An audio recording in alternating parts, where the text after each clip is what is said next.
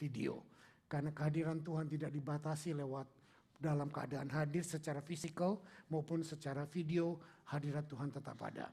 Puji Tuhan, dan hari ini saya bersyukur Ibu Julie tadi membawa kita berdangdut ria sehingga saya pakai sepatu cat tidak salah. Dan ini saya mau menunjukkan sepatu cat bukan karena saya beli, karena bukan saya trendy, tetapi ini pesan sponsor dari orang yang memberikannya itu anak saya. Pap, tolong dipakai kalau khotbah. Nah ternyata Tuhan mendatangkan kebaikan semuanya. Sepatu catnya bagus, apalagi tadi sambil berjoget-berjoget lebih bagus, lebih cerah. Saudara yang mau sepatu cat seperti saya, hubungi Yosi, beli. Ya, pesan sponsor sudah disampaikan. Haleluya. Nah, sekarang kita serius membahas firman. Sudah 1 bulan saya membahas firman tentang mencintai firman Sang Raja. Nah, bagaimana kita bisa mencintai firman Sang Raja? Kita sudah 2 seri dan saya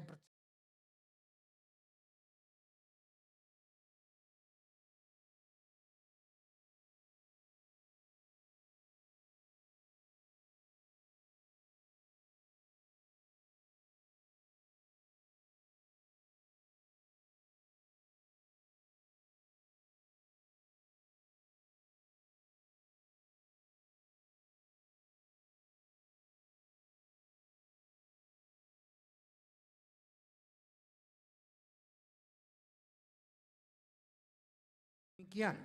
Dari Simon Petrus, hamba dan rasul Yesus Kristus, kepada mereka yang bersama-sama dengan kami memperoleh iman oleh karena keadilan Allah dan juru selamat kita Yesus Kristus.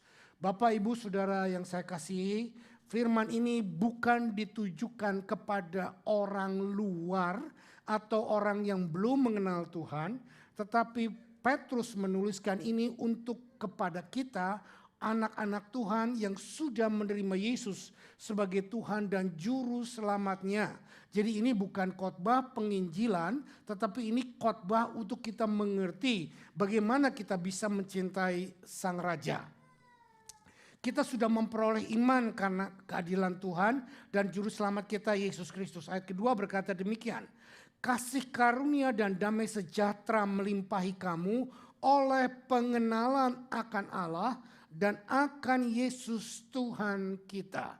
Saya percaya semua yang ada di sini, bahkan mungkin juga yang mengakses lewat video, lewat internet, kita semua sudah menjadi anak-anak Tuhan dan kita sudah mengenal Tuhan.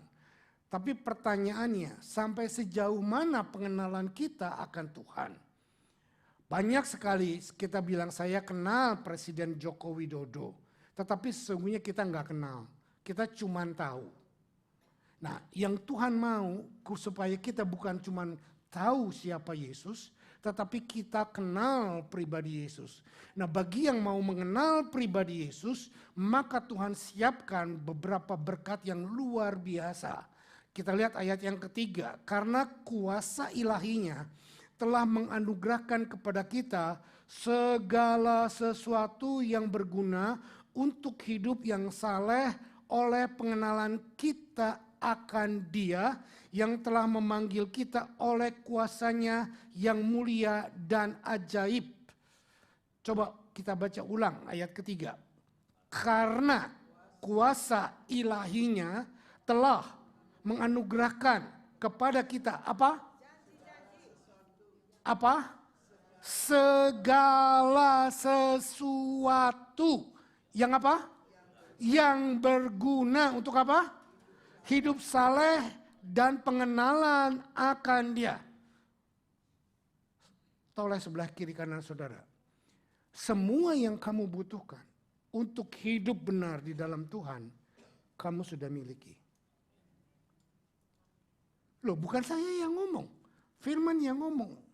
Petrus yang menekankan kepada kita, segala sesuatu yang kita butuhkan untuk hidup benar di dalam Tuhan, Tuhan sudah berikan kepada kita pada waktu kita bertobat mengenal Tuhan secara pribadi. Nah kan enggak? Jadi kenapa banyak anak-anak Tuhan yang on off? Kenapa banyak anak-anak Tuhan yang seringkali mundur, yang seringkali merasa nggak kuat menghadapi percobaan? Karena sebetulnya mereka tidak melatih iman dan kuasa yang Tuhan sudah berikan di dalam hidup kita.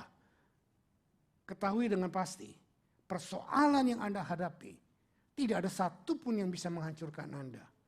Penyakit, persoalan keuangan, dihianati, di backstabbing, di apapun.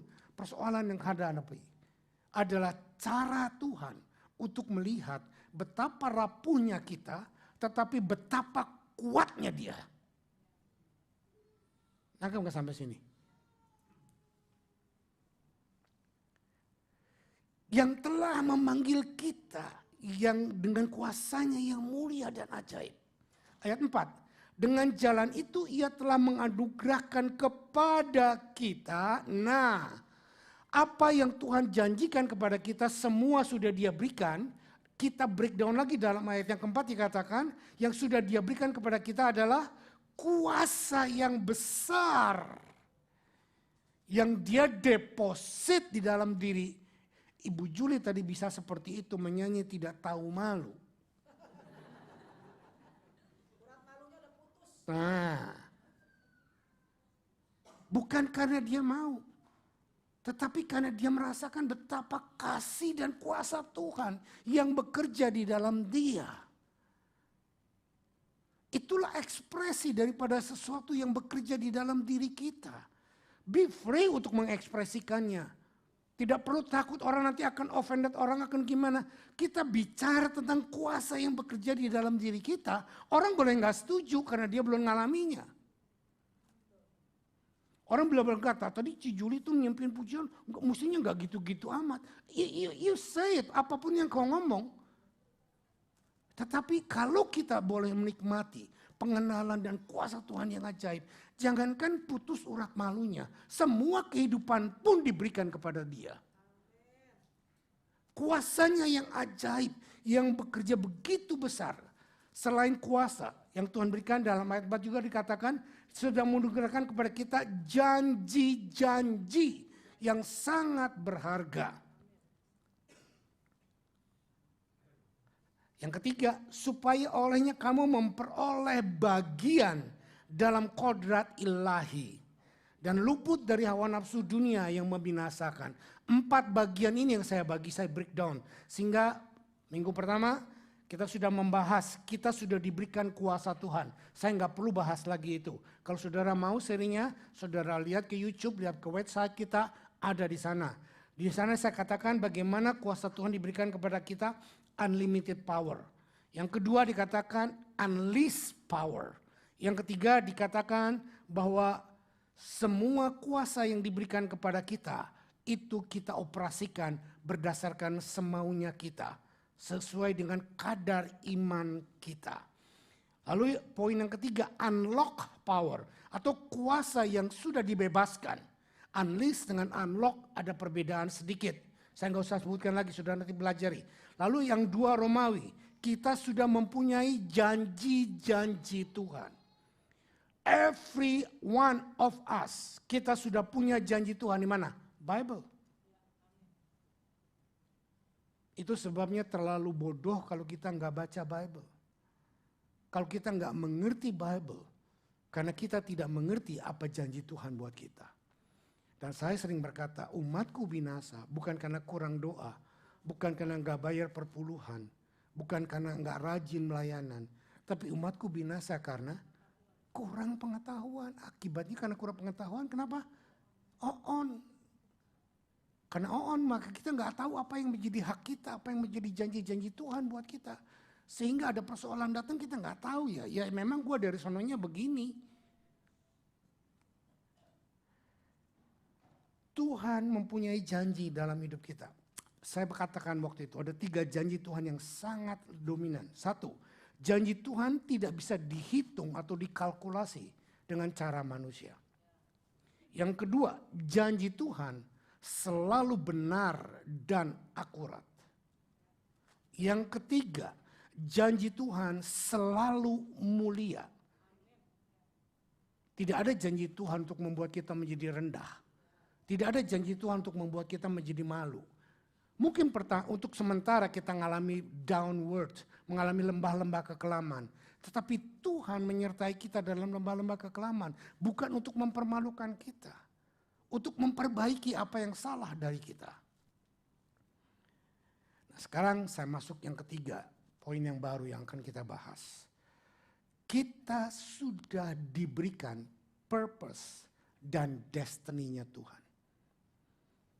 Bagi orang tua yang seusia saya atau umur 50 tahun ke atas, perkataan purpose dan destiny adalah sesuatu yang baru. Karena waktu kita remaja, waktu saya remaja hampir tidak ada gembala atau pendeta yang berbicara tentang purpose dan destiny. Kita selalu diajar, kita bertobat, hidup setia, melayani Tuhan, memuliakan Tuhan, mati masuk surga. Tetapi kita tidak pernah diajar dengan lebih teliti bahwa setelah kita bertobat sampai kita masuk surga, ada rentang waktu yang harus kita jalani. Nah, ini sebetulnya apa rentang waktu yang harus kita jalani? Inilah sebetulnya yang Tuhan canangkan buat kita. Untuk kita hidup di dalam rentang waktu ini dengan standar dan kualitas dan janji-janji Tuhan.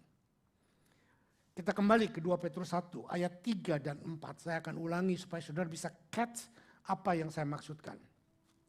Ayat 3 berkata, karena kuasa ilahinya telah menganugerahkan kepada kita segala sesuatu yang berguna untuk hidup yang saleh oleh pengenalan kita akan Dia yang memanggil kita oleh kuasanya yang ajaib. Sekali lagi saya mau bertanya, siapa di antara kita yang merasa kita sudah dipanggil Tuhan? Angkat tangan. Yang lain, Pak saya belum mati, saya belum dipanggil Tuhan. Maksud kata dipanggil Tuhan adalah engkau sudah dipanggil untuk menjadi anak Tuhan. Nangkep enggak? Sekali lagi saya tanyakan. Siapa di antara kita yang sudah mengalami panggilan Tuhan dalam hidup kita? Kan baru pada semua angkat tangan. Ada yang satu tangannya lagi gatel. Ada yang lain tangannya lagi berat dibandulin apa nggak tahu angkatnya pendek gitu. Saudara, mari kita responi firman dengan benar. Amin. Kita semua sudah dipanggil Tuhan untuk menikmati purpose dan destiny-nya Tuhan. Saya ulang ayat 3. Karena kuasa ilahinya telah menganugerahkan kepada kita segala sesuatu yang berguna untuk hidup yang saleh oleh pengenalan kita akan Dia yang telah memanggil kita oleh kuasanya yang ajaib. Jadi saudara tidak punya alasan untuk berkata, aku gak punya tuh kuasa Tuhan. Tuhannya Om Sam, Tante Lydia, Yosi, bahkan pendeta-pendeta yang lain, aku gak punya. Kalau saudara masih berpikir demikian, baca ulang ini. Ayat ini bukan untuk pendeta, ayat ini untuk siapa? Seperti saya awal tadi katakan, untuk semua kita yang sudah dipanggil dan percaya Tuhan. Pak saya belum dibaptis Roh Kudus, enggak pusing. Pak saya belum berbahasa roh, enggak pusing. Ayat ini tidak berkata kamu harus berbahasa roh dulu baru punya kuasa. Tetapi kamu harus punya Yesus di dalam hidupmu, maka kamu punya kuasa. Ayat 4. Dengan jalan itu ia telah menganugerahkan kepada kita janji-janji yang berharga dan yang sangat besar. Dengan jalan apa? Dengan jalan mengenal Tuhan, dengan jalan membaca firman-Nya, mengetahui firman-Nya, maka kita menerima janji-janji Allah yang sangat besar. Untuk apa? Kita membaca Alkitab supaya kita lebih kelihatan rohani. Untuk apa? Betul. Setelah mengenal janji Tuhan, apa yang harus kita lakukan? Ayat selanjutnya kita baca. Supaya olehnya apa? Oleh pengenalanmu akan firman Tuhan, oleh pengenalanmu akan janji-janji Allah, kamu boleh mengambil bagian dalam kodrat ilahi. Apa itu kodrat ilahi?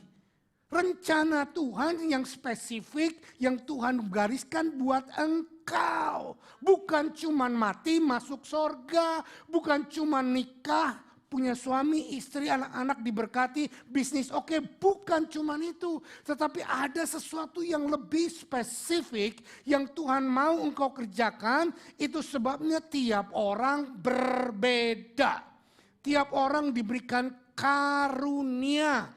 Tiap orang diberikan talenta. Tiap orang diberikan bakat.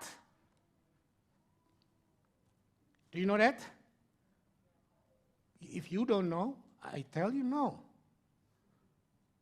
Kita harus menggali siapa jati diri kita. Dan Tuhan sudah taruh itu di dalam kita supaya apa?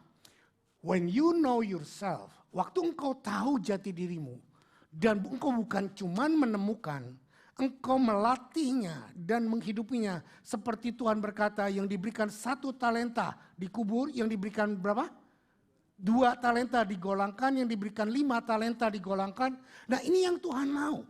Talenta yang Tuhan taruh di dalam dirimu digolangkan. This is what I'm calling purpose. Tujuan hidup Tuhan di dalam hidup kalian. Setiap kita punya itu. Nanti kita akan lebih jelaskan lebih lanjut.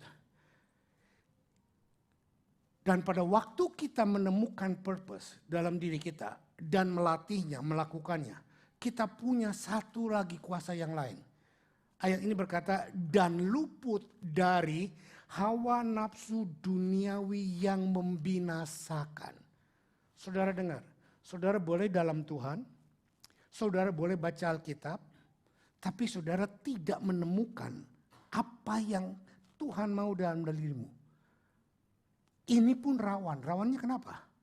Orang yang tidak menemukan purpose dan destiny-nya dalam dirinya, dia akan hidup dengan insecure.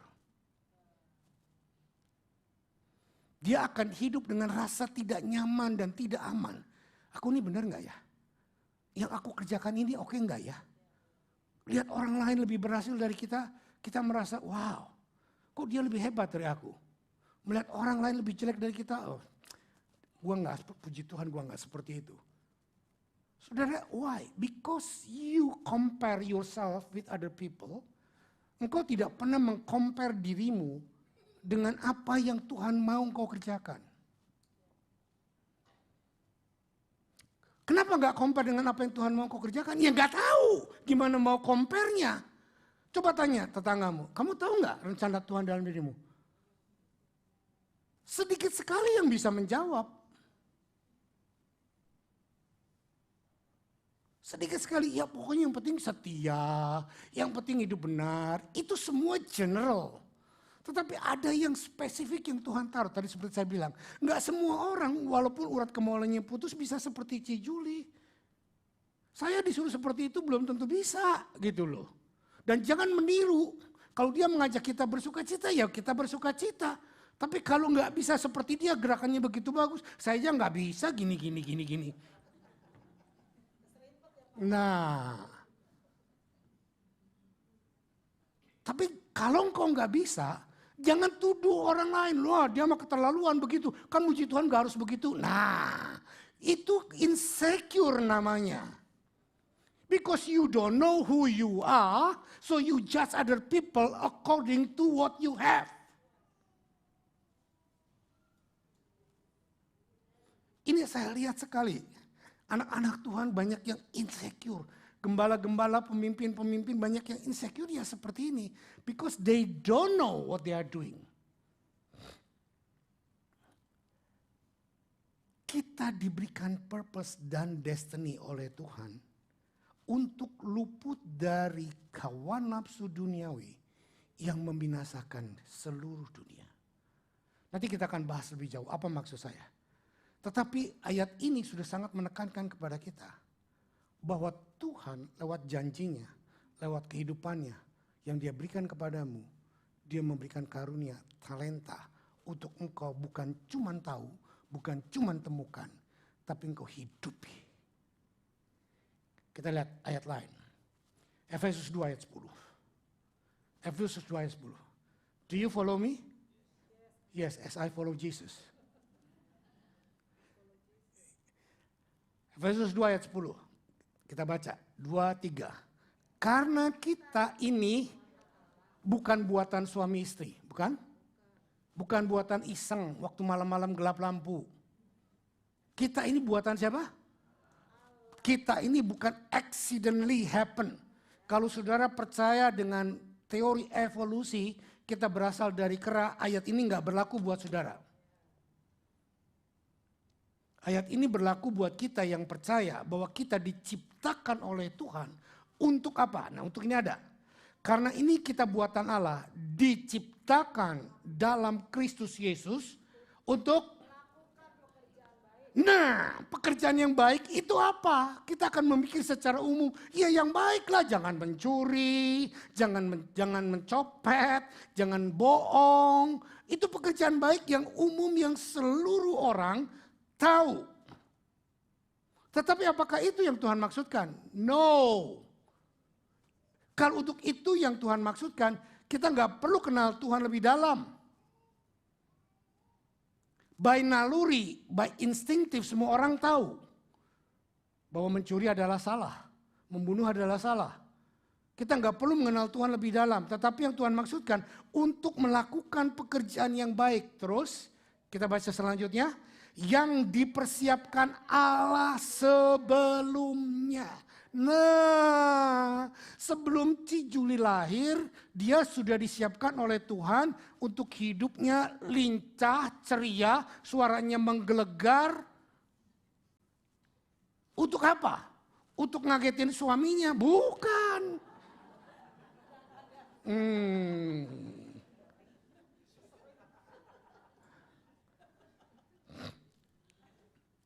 Bukan untuk itu. Untuk yang tadi di depan. Untuk dia bisa memuji dengan begitu indahnya, begitu lincahnya, begitu mulia untuk mengagungkan Tuhan. Untuk membawa kita banyak datang lebih dekat kepada Tuhan. That her talents.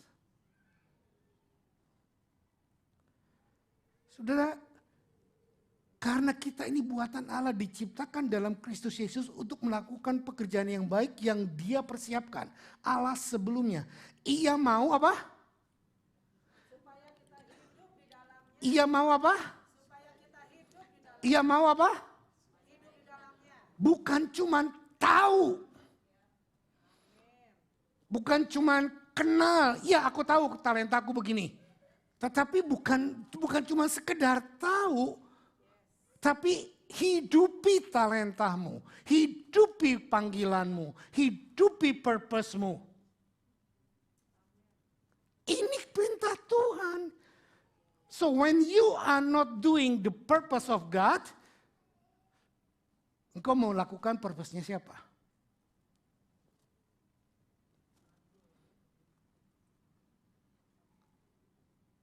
Are you with me?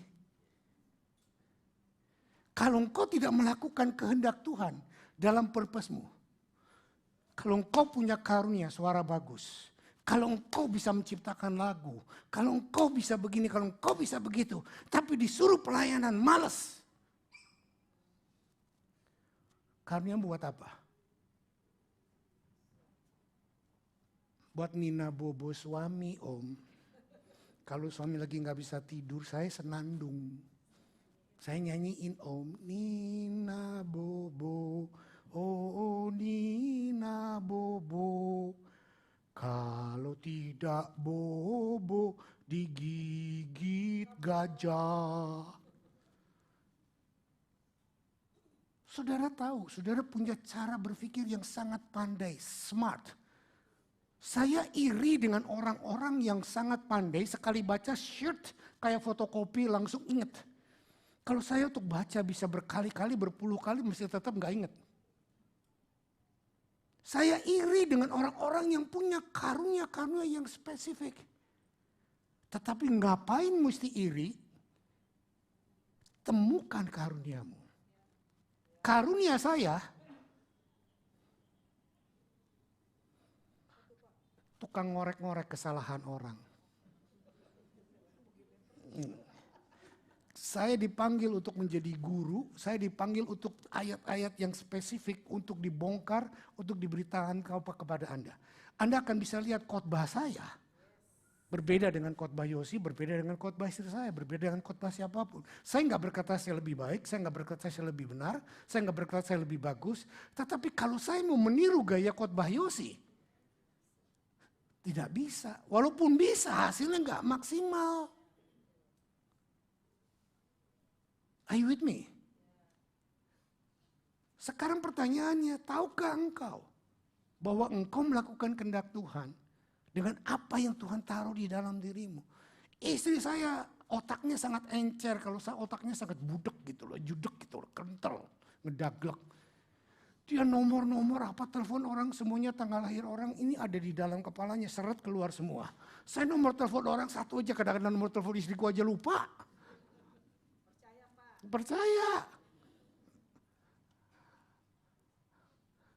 Saudara, dengar baik-baik. Apa yang ada di dalam dirimu, itu Tuhan sudah siapkan untuk kita temukan dan latih dan hidupi di dalamnya.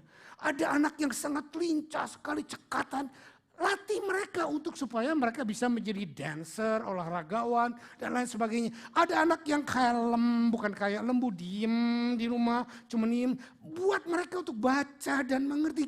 Jangan kita stres, ayo loh, jadi seperti itu loh, jadi seperti ini loh, jadi seperti. Enggak semua, kenapa? Karena kita harus tahu bahwa kita sebagai orang tua diberikan anak panah untuk kita arahkan, bukan kemana maunya kita. Kita mengarahkan anak-anak kita seperti anak panah ke target yang Tuhan sudah tetapkan. Amin. Inilah purpose kehidupan kita. Sebagai orang tua, engkau akan tahu anakmu punya kelebihan apa, punya kekurangan apa, dan jangan bingung dengan kekurangannya. Orang Indonesia sangat bingung dengan kekurangannya. Kenapa? Anakku nggak bisa gambar, anakku nggak bisa gini, semua guru les dipanggilin ke rumah. Sampai sang anak nggak bisa menikmati masa kanak-kanaknya. Jangan main. Main game nggak boleh, main ini nggak boleh, main itu nggak boleh. Semua belajar.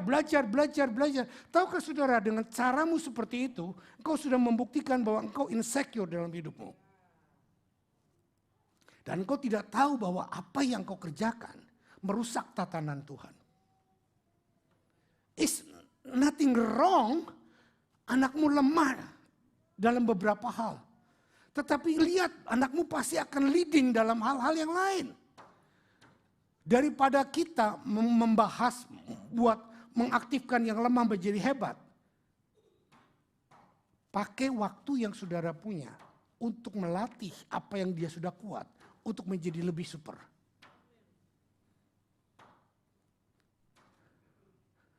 Cara yang sama juga, latih dirimu. Seperti itu. Kalau kelemahanmu bukan sebuah dosa dan tidak terlalu signifikan, memalukan, abaikan. Konsentrasi, cari apa yang Tuhan taruh dalam dirimu yang lebih baik, yang lebih kuat. Latih itu, pertajam itu, hidupi panggilanmu.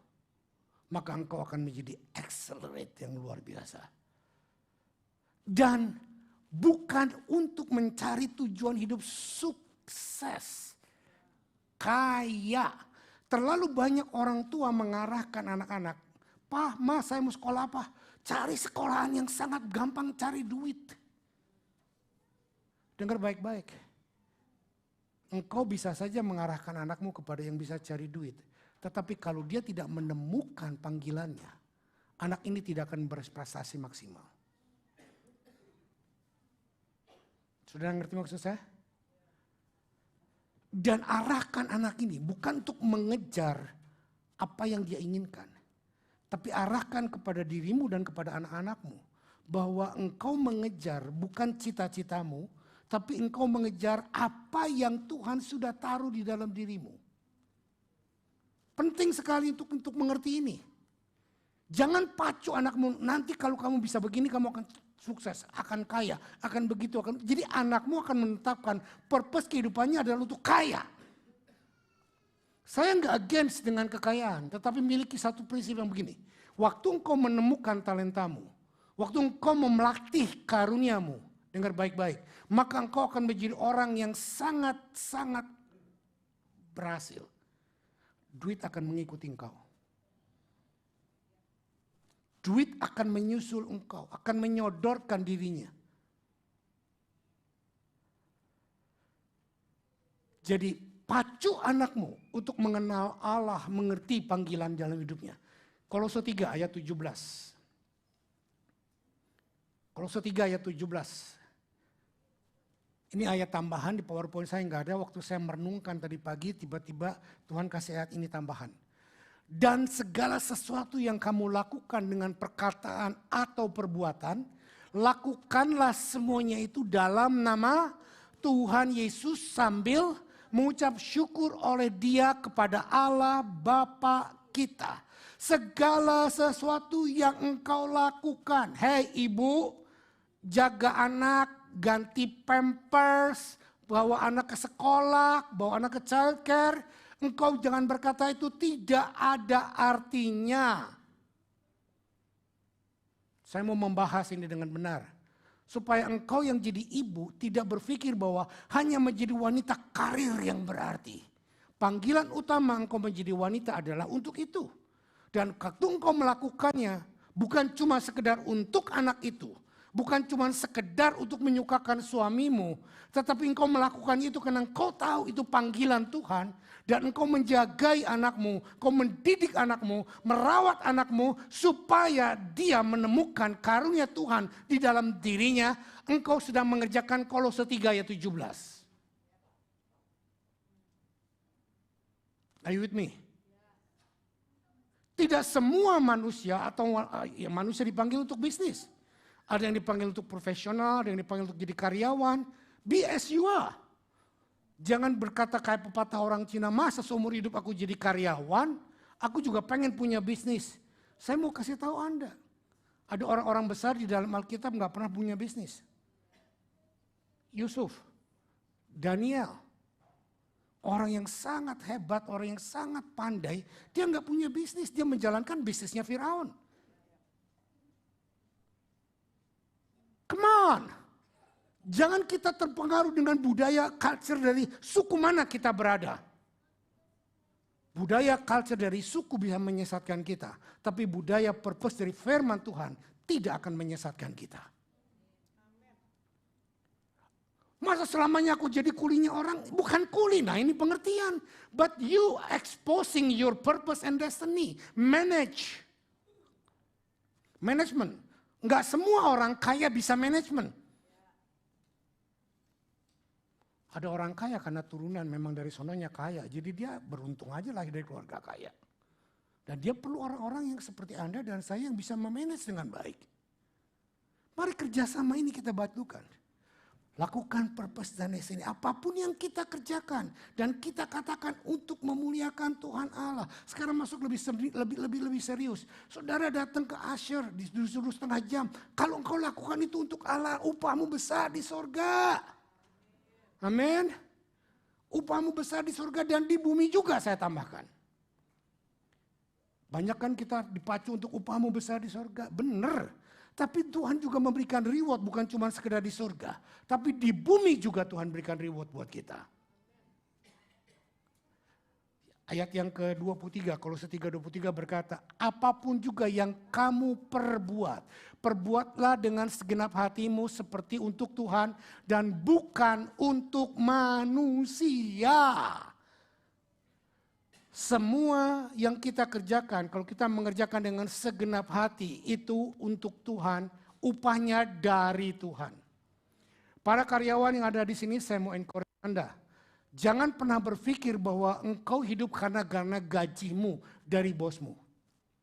Bonus dari bosmu. Benar, tetapi itu tidak benar 100%. Tuhan bisa memberikan engkau kelimpahan, bukan cuma dari gajimu. Izinkan Tuhan untuk menunjukkan jati dirinya. Waktu engkau sungguh-sungguh kerja, kau akan berkata gini, ini dulu waktu saya kerja, saya banyak dengar orang-orang yang kerja dengan saya berkata, ngapain lu kerja setengah mati? Yang kaya kan nanti bos lu kan gak kaya-kaya. Nah mental seperti ini bukan mental anak Tuhan. Saudara, kembali ke cerita Yusuf. Baca di dalam kitab Kejadian pasal 45 sampai 50. Apa yang Yusuf kerjakan? Sangat diberkati oleh Tuhan. Dan Potifar tidak perlu mengurus apapun. Dan Potifar lebih kaya, lebih diberkati sejak Yusuf ada. Jadilah berkat dimanapun engkau berada. Jangan menjadi benalu, cuman menyerot. Tetapi waktu engkau mengaktifasikan bakatmu, bakat manajemenmu, bakat tulisanmu, bakat kerapianmu, apa saja yang kau lakukan untuk merapikan kantor di mana kau bekerja, apa yang kau kerjakan semuanya yang terbaik, berikan yang terbaik. Dengar, Tuhan melihat dari sorga dan Tuhan memberikan reward kepadamu.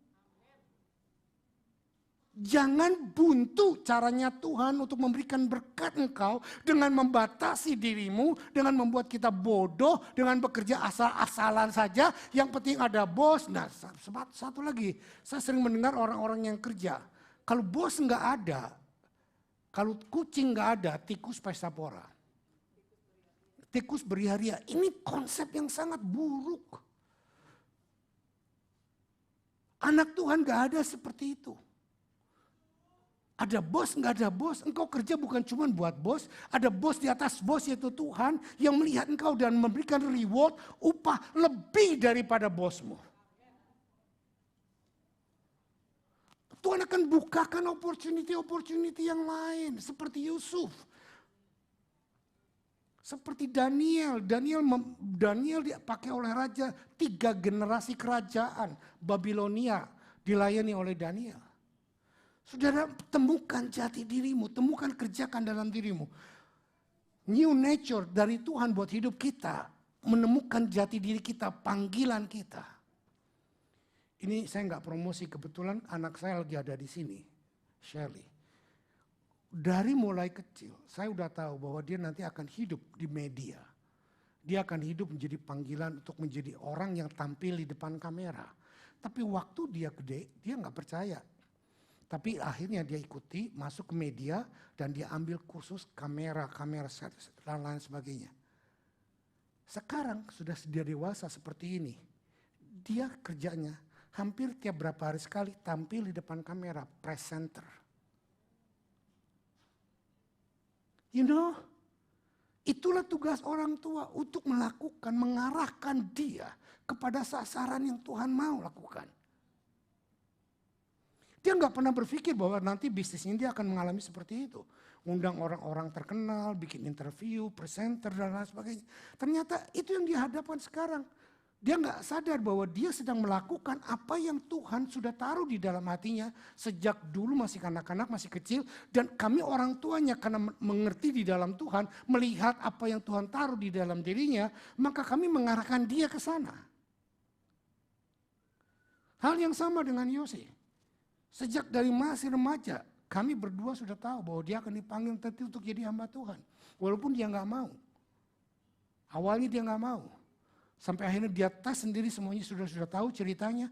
Kami tetap berkata kamu hamba Tuhan bukan karena kami mau paksa. Tetapi karena memang itu panggilan dalam dirinya. Arahkan anakmu untuk menemui panah sasaran yang Tuhan sudah arahkan. Amin. 2 Korintus 5. Hopefully saya bisa selesai. 2 Korintus 5 ayat 15 sampai 17. Dan Kristus telah mati untuk semua orang. Nah, pengertian semua orang ini adalah untuk orang dunia bukan? Yes. Kristus telah mati untuk semua manusia di muka bumi. Yes. Supaya mereka yang hidup tidak lagi hidup untuk, tetapi untuk yang telah mati dan telah dibangkitkan untuk, ini beda. Yesus mati untuk semua orang. Tapi Yesus dibangkitkan dan memberikan hidup tidak kepada semua orang. Tetapi Alkitab berkata kepada apa? kepada mereka yang dipanggil, kepada mereka yang menjadi anak Tuhan. Amin. Nah, ada konsekuensinya. Konsekuensinya apa? Ayat 16. Sebab itu kami tidak lagi menilai seorang jua pun menurut ukuran manusia. Dan jika kami pernah menilai Kristus menurut ukuran manusia, sekarang kami tidak lagi menilainya demikian. Jadi, senggol sebelah kiri kanannya. Sorry ya kalau aku dulu suka lihat kamu pakai ukuranku. Tapi Alkitab mengajarkan kepada kita sekarang.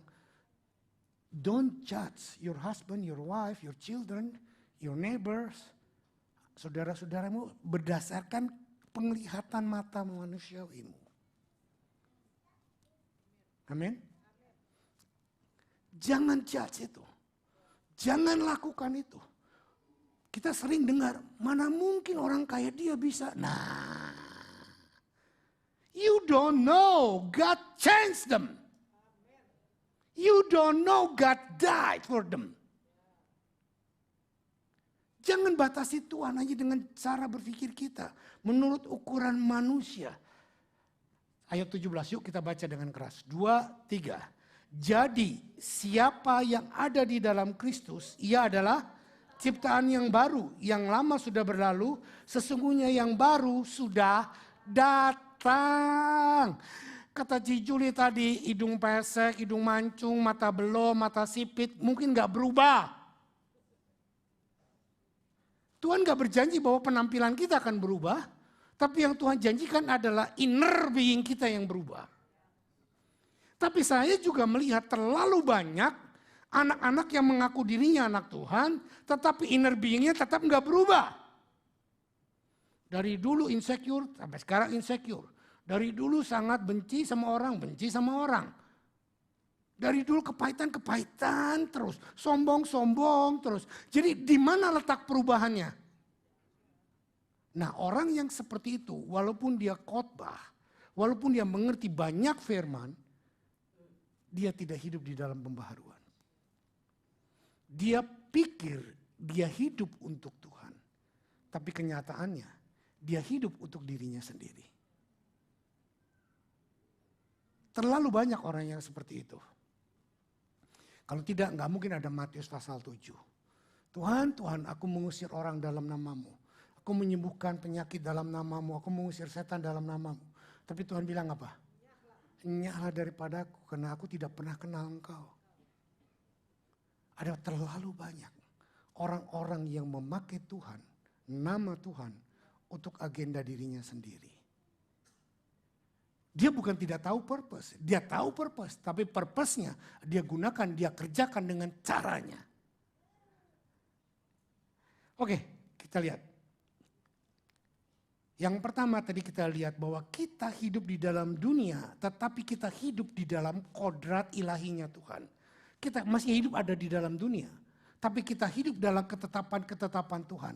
Inner being kita berubah, cara berpikir kita berubah, dan target hidup kita berubah untuk kemuliaan Tuhan. Yang kedua, hidup kita bebas dari pengaruh jahat dunia. Nah, dengar baik-baik, yang saya maksudkan bebas bukan berarti kejahatan dunia tidak pernah menyerang kita. Bukan berarti keadaan-keadaan buruk dunia tidak pernah datang menimpa kita. Itu pasti akan datang. Yang saya maksudkan bebas, engkau akan menang atas semua itu.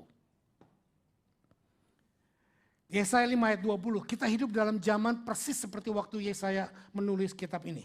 Yesaya 5 ayat 20 berkata begini, celakalah mereka yang menyebutkan kejahatan itu baik dan kebaikan itu jahat, yang mengubah kegelapan menjadi terang dan terang menjadi kegelapan, yang mengubah pahit menjadi manis dan manis menjadi pahit. Bukankah kita lihat setiap hari ada di dalam hidup kita saat ini? Perzinahan bukan dibilang perzinahan. Hidup bersama.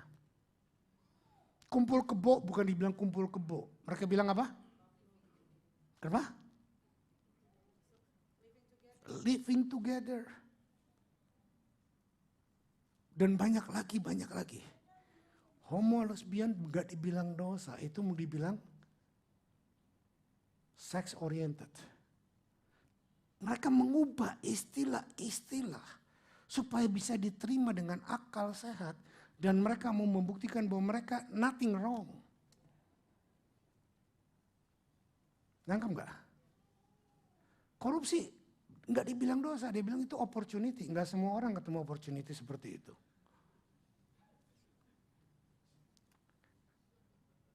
Terlalu banyak dosa-dosa yang dibuat bukan lagi jadi kelabu, tapi menjadi putih. Hubungan seks di luar pernikahan mereka bilang, sekarang sudah biasa. Sudah jadi tren, makan kalau kamu masih gadis, kalau kamu masih bujang, itu kuno.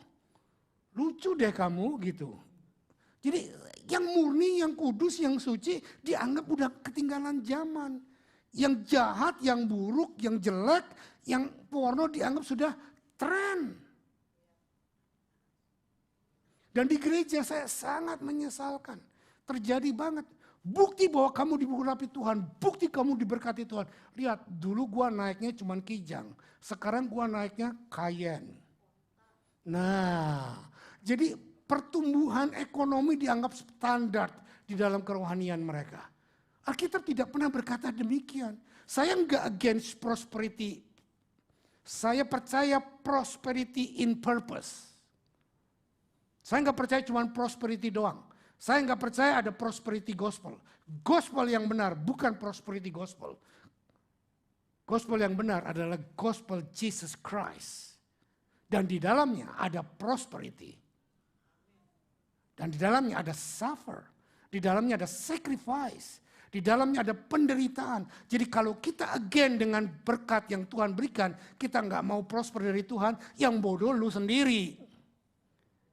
Karena Tuhan menjanjikan bahwa orang yang setia Tuhan pun akan berkati. Dan berkat Tuhan tidak selalu berjanji tentang ekonomi dan keuangan. Berkat Tuhan juga kita mesti hargai tentang kesehatan. Saya sudah umur 63, badan gendut, cincin 5, balon 2. Komplit. Tapi saya masih sehat, segar bugar seperti ini. Ada orang tanya, kalau kamu betul-betul diberkati Tuhan, diurapi Tuhan, kamu gak perlu pakai cincin, gak perlu dibalon. Ngapain mikirin yang kayak gitu? Memang sudah terjadi, udah dikasih cincin sama Tuhan. Tuhan kasih aku cincin supaya aku kawin sama dia. Nah mikirnya caranya seperti itu dong. Angkanya 5, anugerah. Ditambah balon 2, 7 sempurna. Ya udah sempurna 7, nggak ada nambah lagi. Berjalanlah dengan cara berpikir yang dari Tuhan. Amin. Cara pikiran yang baru. It's not only positive thinking. Divine thinking. Positive thinking punya power. Tapi divine thinking punya pribadi Yesus yang mensupport. Amin. Nah saudara, jangan menjadi kita hidupnya tuh dalam keadaan yang takut ini, takut itu, enggak gini, enggak gitu. Wah saya udah tinggal 4 menit lagi, padahal 1 poin aja belum selesai, ini gimana coba. Nah, lanjut. Yohanes 15 ayat 18. Yohanes 15 ayat 18. Jikalau dunia membenci kamu, ingatlah bahwa ia telah lebih dahulu membenci aku daripada kamu. Sekiranya kamu dari dunia, tentulah dunia mengasihi kamu sebagai miliknya. Tetapi karena kamu bukan dari dunia, melainkan aku telah memilih kamu dari dunia, sebab itu dunia membenci kamu. Hei, jangan kaget, jangan takut kalau para penguasa dunia saat ini menuduh kita orang Kristen, orang yang paling tidak toleransi. Dia yang paling menang sendiri, paling benar sendiri. Makanya mereka benci sekali sama orang Kristen. Kenapa? Karena mereka mau kita diindoktrinasi dengan cara berpikir mereka.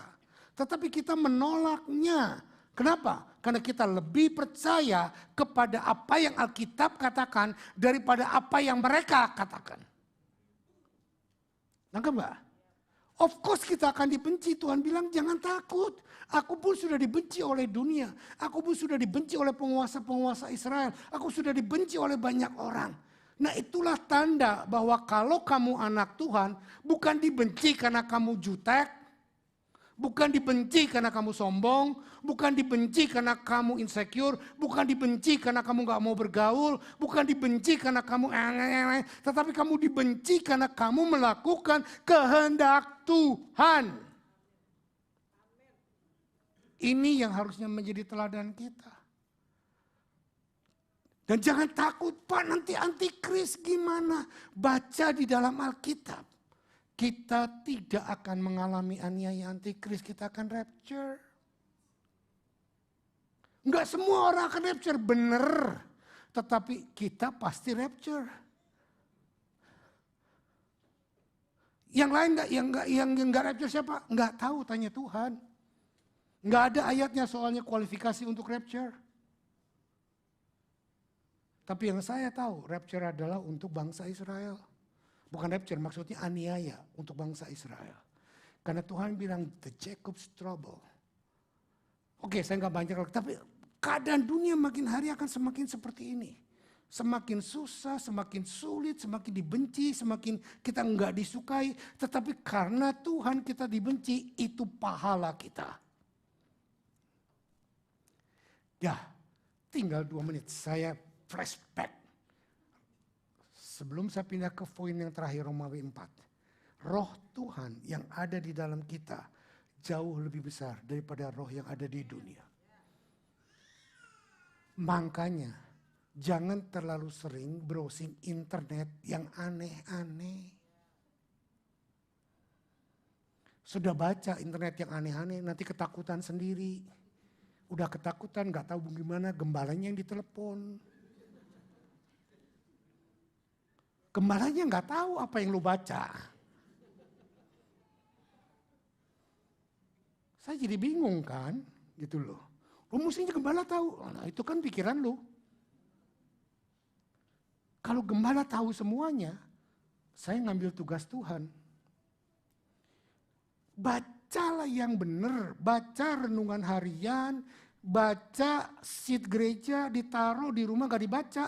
Tapi browsing internet yang aneh-aneh dicari. Tentang akhir zaman, tentang ini, tentang itu. Semua dicari. Pengen tahu orang lain pendapatnya gimana. Lah ngapain mesti tahu pendapat orang lain. Carilah tahu pendapat Tuhan apa. Itu yang benar. Saudara, saya mau kasih satu ilustrasi. Semua pegawai bank yang bagian counter. Itu di training bagaimana caranya mengecek uang palsu dan uang asli. Tahu nggak apa yang mereka kerjakan? Bukan. Mereka cuma dilatih untuk melihat dan membuat ciri-ciri uang yang asli itu seperti apa. Uang yang palsu mereka nggak diajarin. Kenapa? Karena uang yang palsu setiap season, setiap kelompok, setiap gangster bisa berubah. Tapi uang asli nggak akan pernah berubah. Jadi segala sesuatu yang tidak sesuai dengan standar asli, palsu. Enggak usah bingung. Simple. Kenapa bingung? Pak, gereja lain, Pak, orang lain ngomong gini, standar aslinya apa? Ya gue juga gak tahu. Nah itu lu salah. Nah karena lu gak tahu, makanya jadi lu bingung. Tapi kalau lu tahu yang asli, semua yang gak sama dengan yang asli, semua palsu. Sederhana, gak usah buang-buang waktu belajar yang palsu. Ada banyak orang bilang, Pak kalau gak belajar yang palsu nanti kita dibohongin. Enggak, lu dibohongin karena lu gak tahu yang asli. Umatku binasa karena hoflok tuh gak tahu kebenaran firman Tuhan. Kalau lu tahu kebenaran firman Tuhan, gak ada orang yang bisa menyesatkan kita. Orang boleh ngomong, orang boleh pendapat, orang boleh yakin. Tapi gue bilang enggak, aku yakin ini kok. Oke? Nah sekarang singkat, saya minta waktu 5 menit aja lagi. Cukup 5 menit. Poin terakhir, 4 Romawi. Apa yang harus kita lakukan supaya purpose dan destiny kita ketika menerima kuasa Tuhan dan janji Tuhan kita alami dalam diri kita. Sederhana.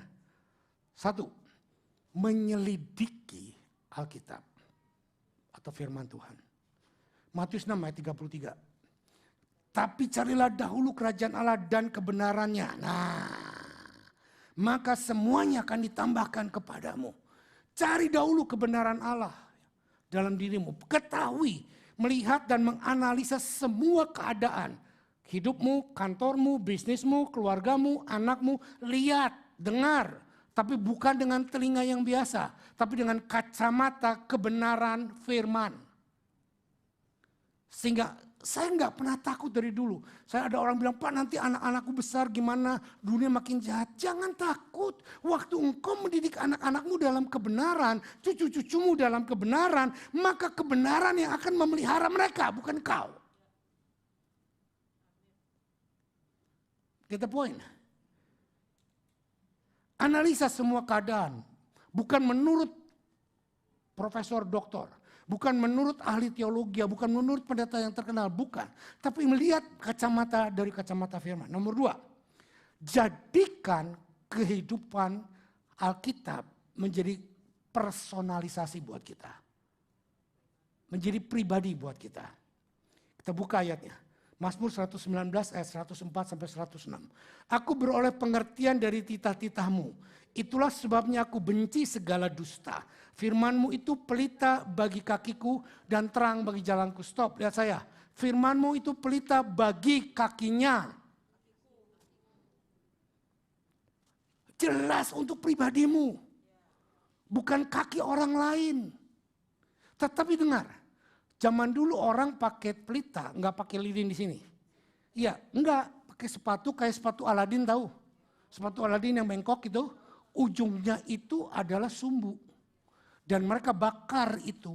Jadi kalau jalan di tempat gelap, mereka jalan, melangkah, mereka lihat jalan itu benar atau tidak. Nah waktu mereka melangkah berjalan, mereka nggak bisa melihat terlalu jauh. Mereka cuma melihat setapak demi setapak dan orang-orang yang bersama mereka melihat jalan setapak itu. Jadi personalisasikan kebenaran firman, hiduplah engkau hidupi, dan pada waktu engkau berjalan dan menghidupinya, orang di sekitarmu akan melihat. Orang di sekitarmu akan tahu mana jalan yang benar, mana yang jalan yang tidak. Gak perlu ngomong. Firmanmu pelita bagi kakiku. Jangan aku harus menerangi orang lain dengan kata lain. Langkahnya biar yang di sana bisa lihat. Langkahnya sana biar yang di sana bisa lihat. Enggak. Tuhan bilang firmanmu pelita bagi kakiku, jalan selangkah, jalan selangkah, jalan selangkah, lihat. Pada waktu engkau berjalan selangkah, orang yang di belakangmu pun akan melihat langkah-langkahmu. Anakmu, cucu-cucumu akan melihat belakangmu. Mereka akan mengerti jalanmu. Aku telah bersumpah dan aku akan menepatinya untuk berpegang pada hukum-hukummu yang adil. Dengar, pada waktu engkau membaca firman, seringkali pada waktu engkau dijawab enak, aduh janji Tuhan luar biasa, berkat Tuhan luar biasa. Oke, tetapi ini tidak berlaku hanya untuk itu, tetapi ini juga berlaku pada waktu Tuhan bilang apa? Bertobat, kerajaan Allah sudah dekat, bayar perpuluhan, setia dan lain sebagainya dan lain sebagainya. Jadi janji Tuhan personal buat kita. Berpeganglah pada hukum-hukumnya. Orang lain berkata ngapain gitu. Tapi kita akan berkata gua percaya kepada Alkitab. Mazmur 119 ayat 9 sampai 11. Dengan apakah orang muda mempertahankan kelakuannya yang bersih? Dengan menjaganya sesuai dengan firman-Nya. Jangan takut anak-anakmu yang muda, yang remaja. Mungkin sekarang off-road, bukan off-road itu pergi ke gunung, naik sepeda, bukan. Tapi mungkin mereka lagi menyimpang dari kebenaran. Tetapi waktu engkau berjalan dalam kebenaran, mereka pun akan Tuhan jamah. Mereka pun akan Tuhan bawa. Dan pada waktu kita ajarkan kepada mereka, mereka pasti akan kembali kepada apa yang kau ajarkan. Dengan segenap hatiku aku mencari engkau. Jangan biarkan aku menyimpang dari perintah-perintahmu. Nah, ini seruan dari pemazmur. Raja Daud berkata, jangan biarkan aku menyimpang. Dalam hatiku aku menyimpan janjimu, supaya aku jangan berdosa terhadap engkau. Saudara, coba lihat suamimu atau istrimu atau orang sebelahmu. Dalam hatimu, engkau menyimpan janji Tuhan. Begitu firmannya. Bilangnya firman apa?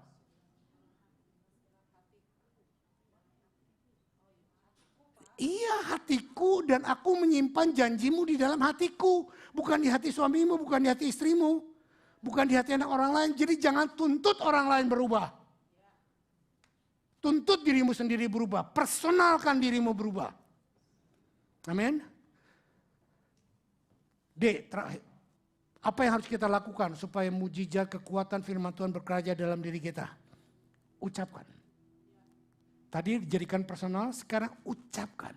Nah, sudah ucapkan. Nah, makanya Pak, saya suka ngomong, bersaksi apa yang saya dapat. Bukan itu maksud saya. Ucapkan itu hanya punya 3 poin. 1, ucapkan kepada dirimu sendiri. Untuk memperkuat bahwa apa yang engkau dapatkan, apa yang engkau lakukan adalah sesuai dengan firman dan engkau confess. Kedua, apa yang engkau confess, lakukan itu di dalam doamu. Itu berarti engkau mengkonfes kepada Tuhan. Dan engkau berkata kepada Tuhan, Tuhan aku percaya apa yang kau katakan lewat firman-Mu, it's mine. Yang ketiga, waktu engkau declare confession, iblis mendengar dan iblis akan lari daripadamu. Kenapa? Karena dia tahu engkau sedang mengkonfes kebenaran firman. Iblis akan berusaha untuk bisik kepada telingamu. Hei, jangan pelayanan lagi. Hei, kamu udah judek. Hei, kamu udah begini, udah begitu. Jangan lakukan ini, jangan lakukan itu. Confess ke dalam dirimu, Tuhan, aku melayanimu karena aku mengasihimu. Bukan karena embel-embel yang lain. Aku boleh judek. Aku boleh stres. Aku boleh apa saja. Tetapi aku mengasihimu. Dan bukti aku mengasihimu. Aku pegang firman-Mu. Dan aku melayani engkau. Amin. Ucapkan itu. Ayatnya Roma 10, ayat 8 sampai 10. Gak apa-apalah kepalang panjang, tadi Cijulu udah panjang, saya tambah-tambahin panjang. Selalu ada yang bisa disalahkan. Hajar terus. Roma 10 ayat 8 sampai 10. Tanggung soalnya, mau diberhentiin cuma tinggal 2 ayat lagi. Tetapi apakah katanya ini? Firman itu dekat kepadamu, yakni di dalam mulutmu dan di dalam hatimu. Itulah firman iman yang kami beritakan. Sebab jika kamu mengaku dengan mulutmu bahwa Yesus adalah Tuhan dan percaya dalam hatimu bahwa Allah telah membangkitkan Dia dari antara orang mati, maka kamu akan diselamatkan. Percaya dalam hatimu, mengaku dalam mulutmu, maka engkau akan diselamatkan. Percaya dalam hatimu, mengaku dengan mulutmu, maka engkau akan diselamatkan. Percaya dalam hatimu, mengaku dalam mulutmu, maka engkau akan diselamatkan. Kata diselamatkan di sini adalah whole. Bukan cuman mati masuk surga, tetapi betul-betul Tuhan akan menyelamatkanmu dari kehancuran. Tuhan akan menyelamatkanmu dari serangan antikris. Tuhan akan menyelamatkanmu dari serangan penyakit, dari serangan apapun. Kata menyelamatkan bukan berarti engkau tidak pernah sakit. Kau mungkin saja sakit, tapi Tuhan akan sembuhkan. Kalau belum waktunya mati. Loh, kalau saudara percaya mujizat terjadi, tetapi saudara juga mesti percaya satu kali mujizat itu gak terjadi. Nah, kamu gak maksudnya? Kalau semua orang berdoa penyakit disembuhkan, gak ada kuburan. Loh iya dong, come on Bicengli. Dan kalau engkau berdoa untuk papamu, mamamu, nenekmu, kongcomu sakit, dia tetap mati. Ya jangan kecewa sama Tuhan. Tuhan aku udah doa, kenapa kau belum dijawab? Tuhan yang berdaulat. Saya percaya mujizat itu masih ada. Tapi jangan schedulekan mujizat dengan caramu. Ini yang sangat salah. Jangan schedulekan mujizat dengan keinginanmu. Jangan schedulekan mujizat dengan time frame-mu. Mujizat Tuhan mesti kerjakan. Tapi let His become God. Dia yang menentukan. Dia mau lakukan atau tidak. Dia bisa melakukan. Tetapi kalau dia tidak lakukan, kita akan tetap berkata, engkau tetap Tuhan bagiku. Amin. Amin. Amin. Karena dengan hati orang percaya dibenarkan, dengan mulut mengaku diselamatkan. Jadi kita perlu mengaku doa, bukan cuma kalau dapat sesuatu dari Tuhan, lapor kemana-mana, aku dapat terima, aku dapat ini, ngomong kemana-mana dari Tuhan. Bukan itu yang Tuhan mau. Yang Tuhan mau, yakinkan dirimu dan konfeskan dalam doamu kepada Tuhan. Akui bahwa aku percaya Tuhan ini firman-Mu buat aku. Dan aku percaya Tuhan mujizat pasti terjadi. Waktu engkau declare ini dalam doamu, iblis akan lari dan Tuhan akan berkenan kepadamu. Terakhir, Korintus 4 ayat 13. 2 Korintus 4 13. Karena kami memiliki roh iman yang sama, seperti ada tertulis, aku percaya, sebab itu aku berkata-kata, maka kami juga percaya dan sebab itu kami juga berkata-kata. Speak the word. Bukan kepada orang lain. Paulus gak pernah nyuruh kepada orang lain. Berkata kepada dirimu, berkata kepada Tuhan. Bukan Tuhan perlu ngomongin, tapi kita perlu pengakuan. Dia perlu pengakuan dari kita. Dia tahu, sebelum kita ngaku pun dia tahu. Tapi dia mau kita untuk mengakui, dengan mulut diselamatkan, dengan hati kita percaya. Saya berharap pelajaran ini akan membuat kita betul-betul menjadi anak Tuhan yang sehat. Anak Tuhan yang mengasihi firman Tuhan. Belajar Alkitab bukan cuma sekedar untuk dapat berkat, tapi belajar Tuhan, firman Tuhan untuk mengenal pribadi Tuhan dan melakukan kehendaknya. Dan mengerti purpose dan destiny hidup kita. Dan melakukannya. Mari kita tundukkan kepala. Tuhan, hamba sudah selesai berbicara. Walaupun terlalu panjang, tetapi kami percaya Tuhan, Engkau akan meringkasnya.